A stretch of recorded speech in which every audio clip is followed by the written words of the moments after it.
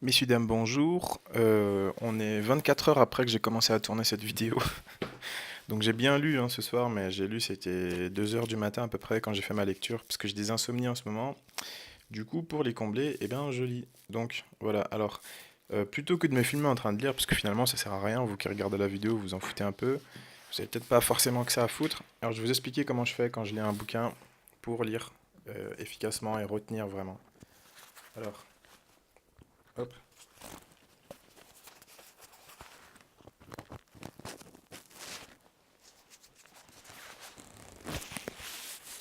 Voilà, comme ça vous m'entendez bien. Alors en gros, déjà, les livres, il faut pas les respecter en fait. Les livres, c'est des outils. Donc, avant, quand je lisais, en gros, je prenais bien soin de pas casser ça là. Ça veut dire que je lisais mon livre comme ça, par exemple, pour pas trop le tordre, pour pas l'abîmer, comme ça, par exemple.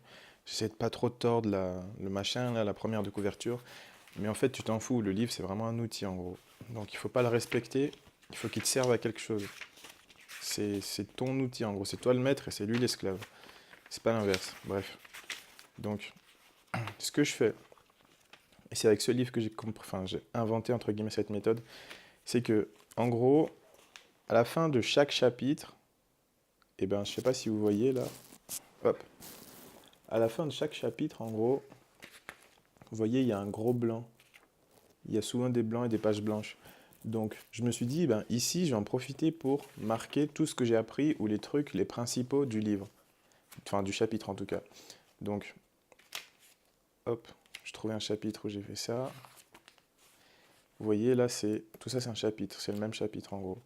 Donc sur le même chapitre, il y a souvent des exemples, il y a des explications, enfin, c'est un petit peu, il répète, il reformule, après il donne des exemples pour être sûr qu'on comprend bien. Et du coup, il y a un peu du surplus, enfin, il y a souvent du surplus, et j'ai trouvé que c'était pas forcément nécessaire de tout retenir par cœur, mais qu'il y avait des choses qui étaient vraiment importantes. Donc ces choses-là, ben, je les surligne. Ensuite, quand il y a trop de choses ou c'est un paragraphe trop long, ben, je fais juste ça carrément, comme ça je sais qu'ici c'est un truc important. Et l'objectif, en fait, c'est deux choses. C'est qu'une fois que j'ai fini le chapitre, eh ben, je résume tout ce qui a été surligné. Donc ça veut dire que plutôt que de relire le chapitre ou alors d'essayer de le résumer avec ce que j'ai retenu, eh ben, je vais refouiller par là, je vais regarder tous les trucs que j'ai surlignés en vert et en gros, je vais résumer à partir de ça. Parce que ça, c'est le nectar de l'information, c'est le concentré de l'information en gros, c'est les trucs les plus importants. Une fois que j'ai fait ça, eh ben, je les résume ici et voilà. Et la deuxième utilité de ce truc, enfin de ce système-là, c'est que par exemple, là, si je reprends mon livre, soit je peux regarder les résumés que j'ai faits à la fin de chaque chapitre, dans les parties blanches, ou soit je peux re-regarder le livre et regarder où est-ce que j'ai surligné en vert.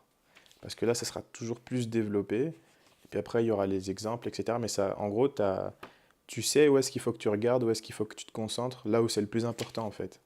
Et donc ça permet de gagner beaucoup de temps. Ensuite, une fois que j'ai fait ça, c'est quelque chose que j'ai fait que pour ce livre. J'essaie de le faire pour d'autres livres, mais en fait, je trouve que c'est hyper long. Mais ça marche vraiment bien parce que ce livre, du coup, je le connais quasiment par cœur. Tu me donnes juste le titre d'un chapitre et je peux te le résumer. C'est, je vais sur Evernote. Donc Evernote, c'est une application que tu peux avoir sur iOS ou sur Android, même sur PC. La version gratuite, elle te permet d'avoir Evernote sur ton PC et sur ton téléphone. Tu as droit à deux périphériques. Donc ça veut dire que quand je lis un bouquin, et ben donc je le lis, machin, tac tac. Ensuite, je fais mes résumés. Une fois que j'ai fini le bouquin, que j'ai fait tous mes résumés écrits à la main à la fin du livre là, je les poste sur Evernote. Genre, je me crée une note. J'appelle la note avec le nom du livre, donc le pouvoir des habitudes. Chapitre 1, je mets le titre. Ensuite, je mets le concentré d'informations que j'ai trouvé, enfin le résumé si tu veux. Et donc, ça fait qu'après, eh ben, j'ai tous mes livres dans ma poche, mais j'ai pas combien il fait? J'ai pas 430 pages dans ma poche, mais j'ai l'équivalent de une page, mais du concentré d'informations. Alors maintenant, le fait de surligner, de réfléchir, puis à la fin du chapitre, de réécrire le résumé, ensuite de retourner sur Evernote et de réécrire le résumé, c'est pas forcément optimisé. C'est quelque chose que j'ai fait pour celui-ci de livre, mais que je fais pas pour les autres. Maintenant, ce pourquoi j'ai opté, c'est je lis le bouquin et au lieu de résumer les choses à la fin du livre, je les résume directement sur Evernote parce que finalement ça sert à rien si tu veux. Ça fait juste que ça me fait répéter, du coup je comprends, j'apprends plus vite et de manière plus performante, mais ça fait perdre quand même, enfin ça prend beaucoup de temps. Je pense pas que c'est du temps de perdu, mais en tout cas, je pense que c'est très très très pas énergivore, mais ça bouffe du temps quoi. Donc voilà, je fais des vidéos super longues, c'est incroyable, ça m'énerve. Mais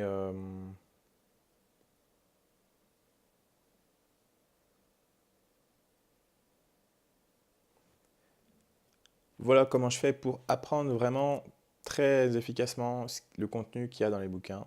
Donc je te mets un lien dans la description pour télécharger Evernote. C'est pas un lien sponsorisé, c'est pas de la pub et tout. Euh, voilà, donc je te dis à bientôt. Oublie pas que tout est possible dans la vie à condition de savoir ce qu'il faut faire, puis de le faire correctement. Je te dis à bientôt. Ciao ciao.